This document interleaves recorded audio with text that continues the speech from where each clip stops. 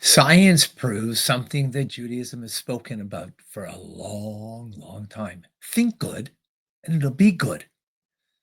Think the proper things in your mind, have the proper positive thoughts, and you create a positive reality. Listen into the science, and then on the flip side, let's have a further conversation.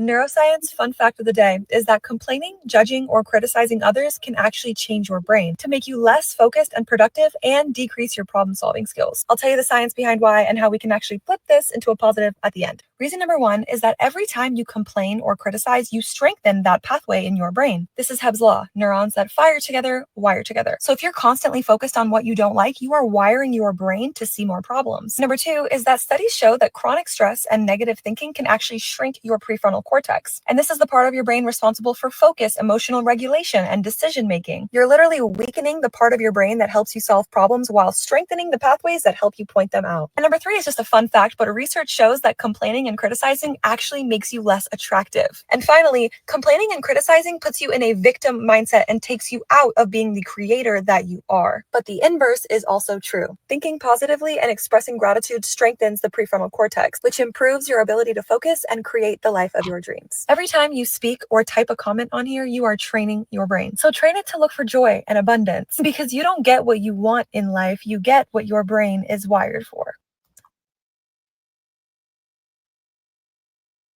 Wow. Is that something else? Now, if I could get out of this and to share my thoughts, that would be amazing. Oh, there we go. So there you have it. You strengthen that which you think, you wire that into a reality, into your brain, and that becomes then what you think is reality. You shrink the prefrontal cortex, and therefore, you're going to see a shrinked life, a negative life, and you literally become less attractive. And finally, you're out of control because you're in control. You're being controlled by the negativity in you. These are all Jewish teachings that our sages have taught. The third Lubavitcher Rebbe, who passed away in 1866, taught, think good, it'll be good. He further taught that wherever you are, make it the Holy Land. In other words, think of whatever situation you're in, it's the Holy Land, and you then make it with your efforts, with your thoughts, and how you perceive and deal with your situation into a holy endeavor. In other words, you're in control of the way you respond. You're in control of the reality that you're dealing with. It's interesting to take this a step further. In Jewish teachings based on Hasidus in particular, speaks about the negativity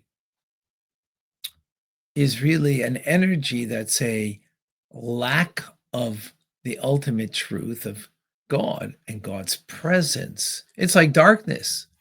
Shed a little light, a lot of darkness is removed, right? You bring a little candle into a dark room, it sheds a lot of light. Think a little positively in yourself, which the nature of the human being, based on the animal instinct, the animal soul that we have, is based on survival. And survival, we always feel threatened, whether threatened physically or emotionally and psychologically. Therefore, we are always thinking in a negative manner. But when we recognize that I have a light, the light of the divine soul, that I'm created in the divine image of God, and I further even have a piece of God within me, and that's my light that illuminates illuminates me first and foremost, but illuminates also my surroundings, then it's much easier to think in a positive, healthy way and find gratitude and goodness in your life and life around you. What are your thoughts on that? Please share.